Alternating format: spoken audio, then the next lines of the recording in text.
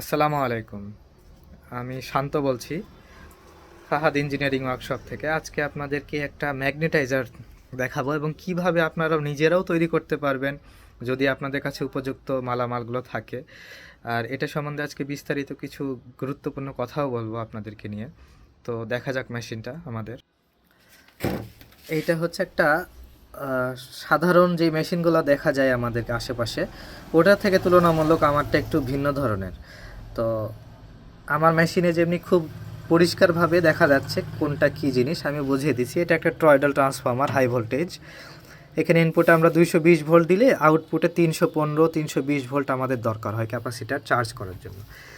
তো এইখানে 22,000 মাইক্রোফ্যারাডের 6টা ক্যাপাসিটার প্যারালালে ইউজ করা হয়েছে।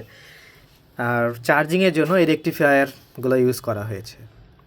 তো প্যারালালে আমরা দুইটা ব্যবহার করেছি, যে এখানে ব্যাক ইলেকট্রোমোটিভ ফোর্সের কারণে রেকটিফায়ার অনেক সময় নষ্টও হয়ে যায়। আর ইনস্ট্যান্ট ক্যাপাসিটার যেহেতু ফাঁকা থাকে, তখন ইনস্ট্যান্ট প্রাইমারি কারেন্ট অনেক বেশি হয়ে যায়।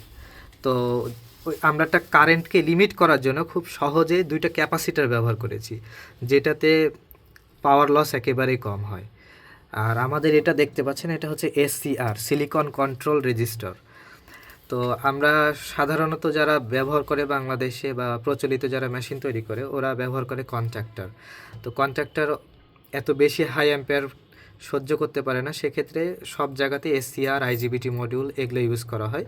তো আমরা এসসিআর ব্যবহার করেছি। এখানে কিছু প্যানেলের সার্কিট দেওয়া আছে, প্যানেল যে যার মতন ইচ্ছা তৈরি করে নিতে পারেন। এখানে আমরা একটা সিটি দিয়ে, কারেন্ট ট্রান্সফর্মার দিয়ে ইনপুট কারেন্টটা চেক করি। এই যে এখানে একটা ডিসি ভোল্ট মিটার দেওয়া আছে 500 ভোল্টের। আমাদের মেশিনটা 450 পর্যন্ত তোলা যায়। আর এখানে একটা ব্রেকার দেওয়া আছে, মেন ব্রেকার।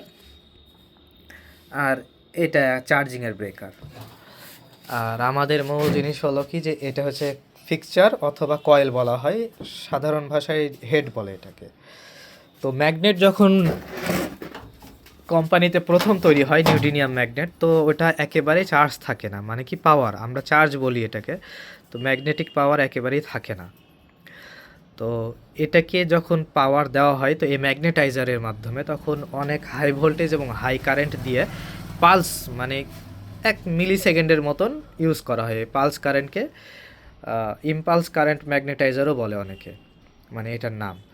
তো লোহা অথবা নিউডিনিয়ামের মধ্যে অনেকগুলো ডোমেইন থাকে ভিন্ন ভিন্ন দিকে। যখন এটা আমরা প্রচুর পরিমাণে ম্যাগনেট তৈরি করতে পারি এটাতে, মানে এটার তুলনায় আমরা 3-4 গুণ বেশি ম্যাগনেট এখানে তৈরি করতে পারি খুব অল্প সেকেন্ডের জন্য, মিলি সেকেন্ডের জন্য। তখন এই ডোমেইনগুলা তাদের একদিকে চলে আসে, যার কারণে এটাতে ম্যাগনেট হয়ে যায়। তো আমরা একটা ডিসচার্জ ম্যাগনেট যে আপনাদেরকে দেখালাম, এটা এখন আমাদের কয়েলের ভিতরে রাখলাম।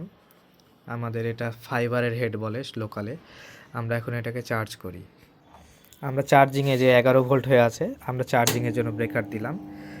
8.6 অ্যাম্পিয়ার আমাদের হচ্ছে ট্রান্সফর্মারের ইনপুট কারেন্ট। এই যে ভোল্টেজ উঠছে।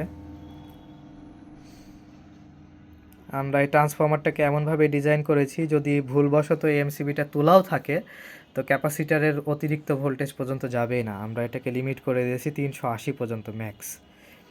এই যে এখনই দেখেন 0.5 অ্যাম্পিয়ার কারেন্ট হয়ে গেছে। এখন যদি আপনি এটাকে 4 ঘন্টাও রেখে দেন, তো ক্যাপাসিটার ভোল্টেজ যাবে না। তো এখন আমরা এটাকে দেখাই, এই যে হয়ে গেছে। তো আবার আমাদের চার্জিং শুরু হয়ে গেছে। এবার দেখেন, এই যে চার্জ হয়ে গেছে। এটা যথেষ্ট পরিমাণে চার্জ হয়। আমার হাতের দিকে লক্ষ্য করলে বুঝতে পারবেন কতটা শক্তি দেওয়া লাগছে। এই যে ইজি।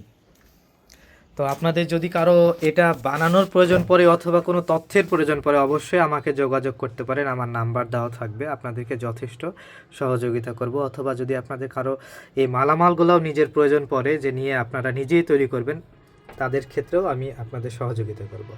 ধন্যবাদ।